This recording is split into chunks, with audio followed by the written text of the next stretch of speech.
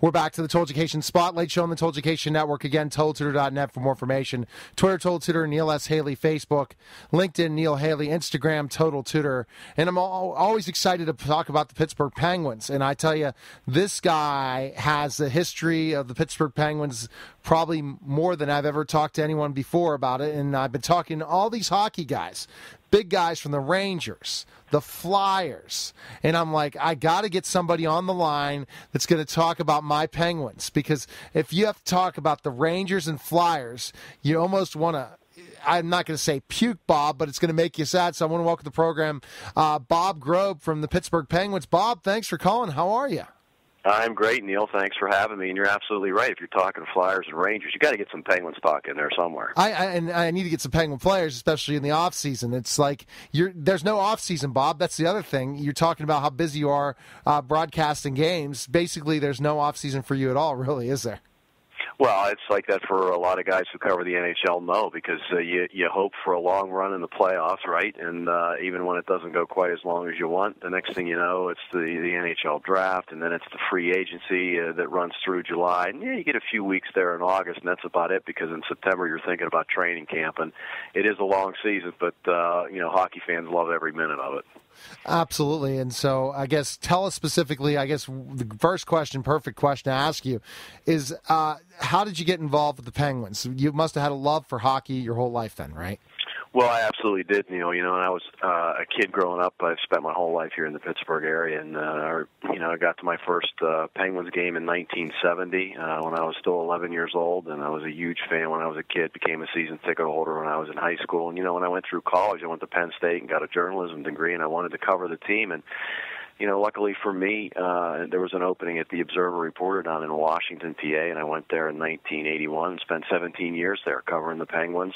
And when I made a career change at that point in my life, fortunately, I'd built up, enough contacts, and I was very fortunate to be asked by the Penguins to do some work on the radio side, and I started co-hosting some of the broadcasts on the radio side, and 8 years ago, they asked me to be the full-time host. So right now, I'm the pregame, the postgame, in between periods. I'm hosting the Penguins radio network, and we're having a blast doing it. Well, it's definitely amazing to get someone like you on the show for sure. And I was inquiring through my team that you were more of the writer, but my gosh, you were really involved with the Penguins. So basically, let's go back to your. I guess if we're talking history of Penguins, because that's what we want to talk about, then we can. We're gonna definitely have you back on the program to talk about predictions, because again, I hope it's going to be as close to the Cup as possible, but getting to the Cup this year, especially how exciting last year was compared to a year where we get dropped out very early in the Stanley Cup playoffs. But sure. What was your first, I guess, fondest memories of the Penguins? What year can we date you back to, Bob? Well, I'm like many, Neil. I'm like many hockey fans. I've been watching the game a little bit on TV. There weren't many games on TV in the early years for the Penguins. Mostly you followed it through the radio, and that's where I had a real love for radio. I used to listen to not only every Penguin broadcast, but I used to listen to out-of-town broadcasters. You could pick up, WMAQ in Chicago, and you could pick up, KMLX out of St. Louis, and you'd get Flyers games, and I used to listen to those, but I got to tell you, I remember my first game like it was yesterday. December 26, 1970, the Penguins were at home against the Boston Bruins, and I was just thrilled to see a game and to get the chance to see Bobby Orr on top of all that, right? It was just, it was something I'll never forget. And like many hockey fans, when if you've watched the game on TV, Neil, and you know this, there's nothing like being at the rink. Yes. And when you go and see your first NHL game and you see that rink for yourself and watch the game, you're just absolutely, it just was an amazing experience for me, and I'll never forget it. And you probably would have never thought you would get to be at so many games and experience the greatest part of the Penguins. So now, after going in 1970, let's talk about, I guess, when did the Penguins really start to develop that winning edge? I talked to, again, some people from the other teams about the Penguins, the rise of the Penguins. But what year would you say stands out to you the most of when finally you see that they're really become a winner, in your opinion? Well, I mean, obviously, I think it's, the day they draft Mario Lemieux is when it all started. And yes, they had some good teams before that. Michel Briere was one of the early stars of the team, of course, and he died in a tragic car accident after his rookie season. Was just an amazing player, and I think would have had a long, really productive National Hockey League career. He was part of a team that went to the playoffs in 1970. And the Penguins in the mid-'70s, in 75 and 76, had some very high-scoring teams with Pierre LaRouche, and really, Pierre LaRouche's presence in Pittsburgh took the game to another level. He was very popular, comes in as an 18-year-old, just starts scoring like crazy. But the team really didn't start to make a serious run at winning until Mario Lemieux was drafted in 1984, and that was really the start. And as Penguin fans will tell you, Neil, it wasn't automatic. It wasn't you draft Mario one day and right. You're in the playoffs the next. It took them 7 years to get to the Stanley Cup. And Mario obviously had some injury and health issues along the way, but really, I think that's the thing that pointed the Penguins organization in the right direction. They surrounded Mario with the right type of players, and they finally found a way to win the Stanley Cup and start to become a winner consistently. Let's back you up for a second, because Pierre is connected with me on LinkedIn, and Pierre is going to be on my show pretty soon. So give us a little bit of a historical background of Pierre LaRouche, for sure. Looking at he kind of was the start of that superstardom to Mario, right? In the way you said it was such a good goal scorer and stuff. Yeah, he was. I mean, it's interesting. It was interesting to me. In fact, this is one of the chapters in my book. I wrote a book back in 1997 called The Official History of the First 30 Years. It was actually published through Taylor Publishing in Dallas, and it was a team project, a kind of a coffee table book. And one of the chapters I devoted in there was to the sort of link between Pittsburgh and Quebec. Jean Pronovost was one of the early Penguin stars, came from Quebec. Pierre came from the province of Quebec as well, and then, of course, Mario. But I can tell you, when Pierre LaRouche got here, he had a star power about him that nobody else had before. Syl Apps was a big star.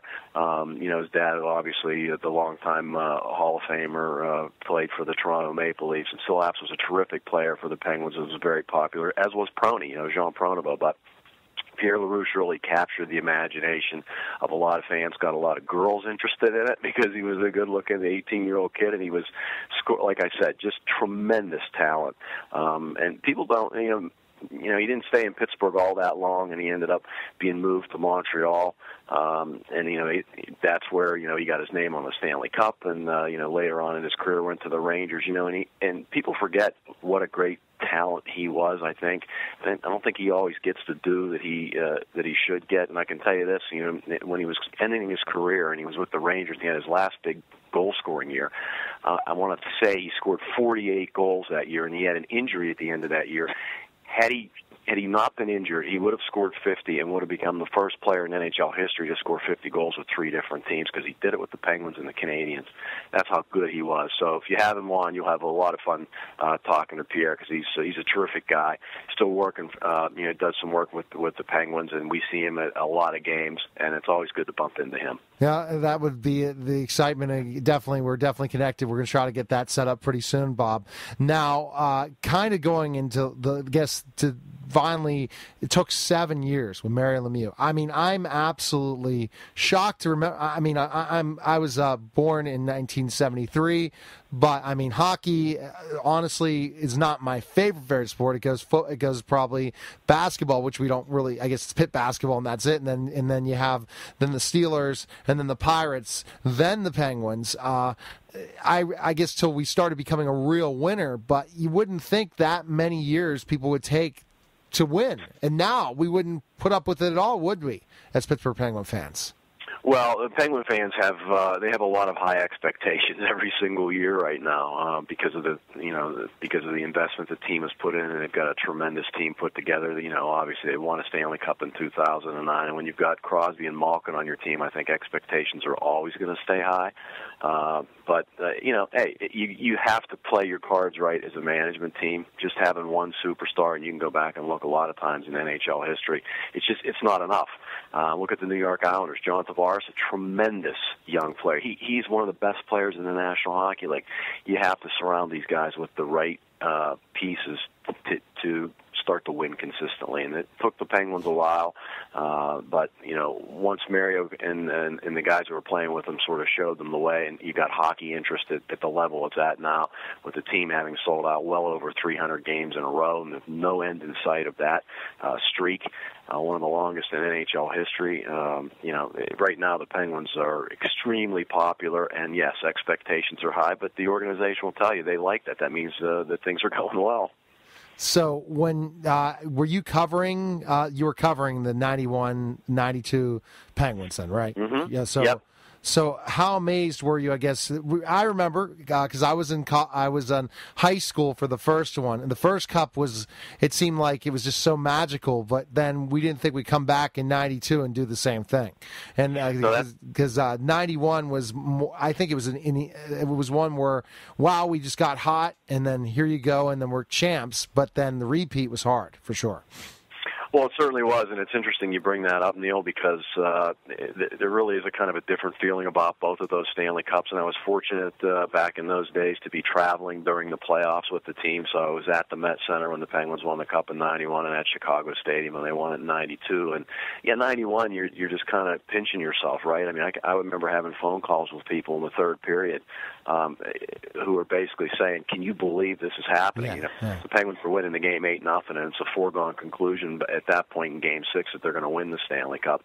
But Mario was unbelievable in that playoff run. And 92 was a different year. The Penguins didn't play that well in the regular season, especially early on. They kind of got things straightened out later on, but there was a point really midway in the season you weren't even sure if they were going to get into the playoffs. And, their playoff seeding was not as high, so they didn't have home ice, and they had to go 7 games with the Capitals to beat them. They had to have that incredible comeback against the Rangers in the next round. And the thing about it was, boy, once they got their feet in the playoffs and once they got by the Rangers and evened that series, they didn't lose another game. And people sometimes forget that the Chicago Blackhawks, who they swept in the Stanley Cup Finals in '92, came into those finals with 11 consecutive playoff wins. That's how good that Chicago team was, and the Penguins didn't lose a game to them. So they were two different kinds of playoff runs. The North Stars weren't expected to be in the Stanley Cup Finals in '91, but they put up a tremendous fight against the Penguins. The Hawks were picked by many to win it, but the Penguins, I think that playoff run was even more impressive than what they did in '91. Well, see, I was all excited. I went to Western Maryland College, and I was getting goaded by everyone. The Penguins are terrible. The Penguins are terrible. And this is, I guess, the best time in sports for Pittsburgh. Even though the Steelers were an okay team at that time, you have the Pirates really winning, the Penguins really winning, and then the Steelers doing something that I was really getting. I was getting some flack. Oh, nothing's going to happen with this team and that. And you're right. They just came back, and I just kept checking the box, scoring win after win, and then the dream happened. They won 2 cups. But again, in the history of any sport, it takes some time, as we talked about how much time to finally win another cup. But I guess the dark times do come after that, for sure, for the Pens. Well, yeah. I mean, it took some real dark times to become bad enough to be in a position to have the number 1 overall pick like the Penguins did in 1984. And it was really the same thing with Sidney Crosby. The Penguins were the worst team in the league in 2004. And if people remember, the NHL draft lottery had already been instituted. And the Penguins, despite finishing last, did not get the first pick in that draft that went to the Washington Capitals, who took Alexander Ovechkin. And then when you had the NHL without a season in 04-05, they had to come up with that complicated system for figuring out who was going to get the first pick in 2005, which would have been kind of difficult at any rate, but especially so because of the guy who was going to be the number 1 pick, and that was Sidney Crosby. And the Penguins were one of 3 teams, if you remember, that had 3 balls left in the ping-pong kind of lottery, and the Penguins won it. And the Penguins were a really bad team for a couple of seasons before that. And that's the way the draft is supposed to work, is it not? You get at your bad, you build yourself back up through the draft. We've seen Colorado doing that. We've seen many other teams doing that. Edmonton's the one that probably stands out as one that's kind of dropped the ball because they've had all the picks, but they haven't made the right ones. But that's the way it's supposed to work, and it worked perfectly for the Penguins. They get Sidney Crosby, and they kind of just go right back up. And the challenge for Ray Shero, the GM of the Penguins now, and he said it from the day he was hired, is It's not only about achieving championships, but becoming a team that is good every single year and is in the playoffs. And look at a team like Detroit, kind of like Detroit, going for their 23rd straight Stanley Cup playoff berth this season. That's where the Penguins want to be. And before revenue sharing, we thought that would never happen, a salary cap. We thought, again, a small market team, we're done. So it was almost becoming baseball in certain aspects. And then it was. It was, and I think it's worked out very well. I mean, look, I think that parity has been achieved in the National Hockey League, and the Penguins now, kind of ironically, earlier in their history, they had so many different owners because these guys never had deep enough pockets until you got Edward DeBartolo owning the team, full ownership of the team back in 1979, and now, ironically, you have the salary cap in, and the Penguins have a terrific ownership group with Mario and Ron Burkle and that whole group, and they've got lots of financial resources. The team is incredibly well supported here in Pittsburgh. We mentioned the sellout streak, and they're very smart about how they use their money under the cap, and they've done a good job of managing it. Well, Bob, I tell you, there's got to be another book in your works, especially with the history continuing. I mean, I'm shocked it's not happened yet. I guess because you're too busy on the broadcast side to write another book, but you're very, very knowledgeable about the Penguins for sure in so many ways. But I guess that would take a lot of time, especially with all the travel you have. Right? Am I correct? Yeah, it would. And I appreciate those remarks, Neil. And you never know. I mean, the Penguins' 50th anniversary is coming up. Maybe we'll get together and do another book. We'll see, but it's been an unbelievable experience on all the sides.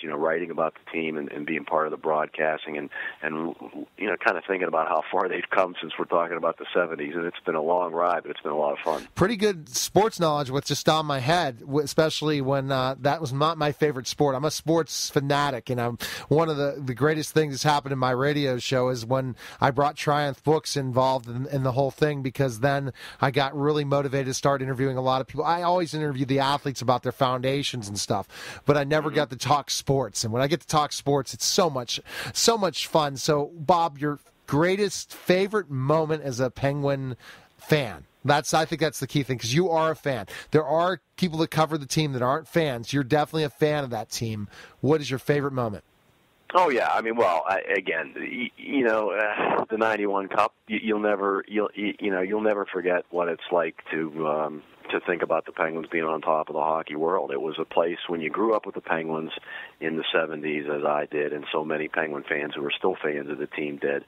They remember how dark it was, and it was pretty bad at times. And to think that your team, I mean, it was hey, look. Just getting to the playoffs was a big deal back then. If you made the playoffs, if you won a round, you felt like you'd done something really special. You didn't even think about winning a Stanley Cup, not until Mario Lemieux came here. So when they won in '91, that's the moment you'll never forget. So is there a place we can follow you, Bob, especially and so that we can learn more about you, and also, I guess, follow your broadcasts and stuff like that? Never knew this about you, and I'm going to definitely have to tune into the Penguins Radio Network for sure and say, oh, my gosh, I thought I was just interviewing an author. Much more than an author, for sure. It's an honor to have you on the show.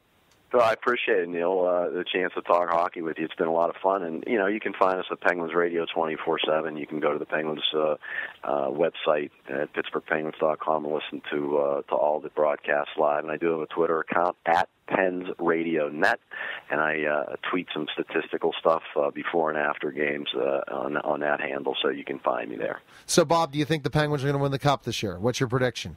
Well, I think legitimately, Neil, there are probably six teams that can win the Stanley Cup, and they're one of the six.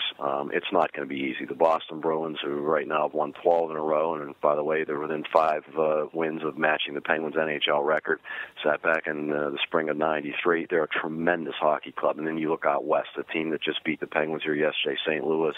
You talk about Anaheim, the defending Cup champion, Chicago, San Jose.